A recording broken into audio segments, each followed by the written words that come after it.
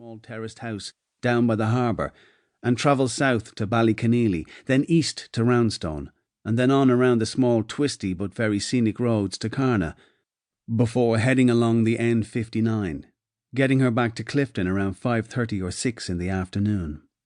She had other routes going north out of Clifton towards Westport that allowed her to see her clients in that area, and her trips were arranged so that she visited each of her charges approximately once every 3 weeks.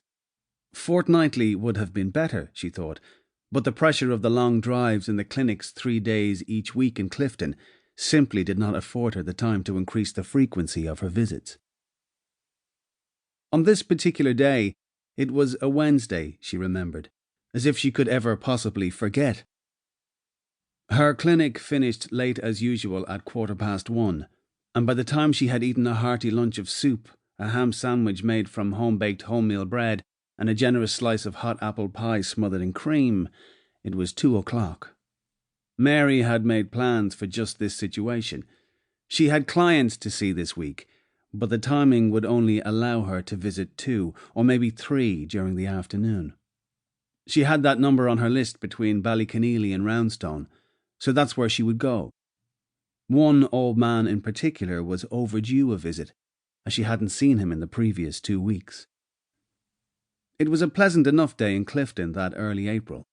There were patchy clouds in the sky, but they were very high up, and with that change in the light following the spring equinox, the place looked well, getting itself ready for the summer tourist season. Mary folded herself into her little 12-year-old Toyota, which, despite having enormous mileage on the clock, almost 200,000 miles, still carried her willingly across the boggy roads in all weathers. She had harboured thoughts of updating it, but the man who serviced the little car had said when she raised the prospect with him, "They don't make them like this anymore. If I were you, I'd keep her till she stops. There's plenty of life in her yet." And so Mary persisted with the little car, and it hadn't let her down. Mary's first house call that day was to Mrs. Laverty. This woman was 79 years old, and in generally quite good health for her age. But like all old people, she had some issues, and Mary called regularly to see that she was okay. On these visits, Mary would check her blood pressure, check the fridge to see that the woman had something to eat, and see that she was taking her medication. Mrs. Laverty's house was what was known in the district as second generation. The first generation of houses in Connemara were built in the 19th century or before. They were made from stones carefully piled on top of one another. Then the inside was covered in a mud with reeds in it, like a sort of rough plaster. They invariably had just 2 rooms, one on either side of the entrance, and a clay floor. At one end, a chimney was built, with a huge open fire that was used for heat, cooking, and boiling water. Of course, these houses had no electricity, so oil lamps and candles were used for light, and all the cooking was done on the open turf fire. The roof was always thatched, which worked quite well to keep out the strong westerly winds and driving rain during the harsh winters.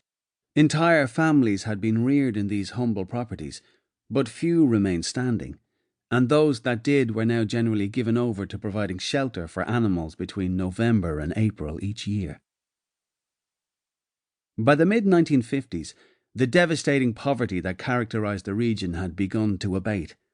Government grants were beginning to appear, and with the inflow of funds, people began to build better houses. They didn't have the insulation that we see today, but they were built of blocks on proper foundations with slate or tiled roofs, a great improvement on what had gone before. Some of the later ones even had rudimentary central heating, using a boiler at the back of the fire in the main room to heat and circulate hot water into a few radiators. When these houses started to appear, you would often see the old abandoned house left alongside the newer one. Noreen Laverty's house was one of these, and, true to form, the old abandoned thatched cottage, now in ruins, was standing about 30 metres away on the rocky site. Mary scrambled out of the Toyota to open the 5-bar gate that separated the Laverty property from the road. She drove through, and then, not wanting to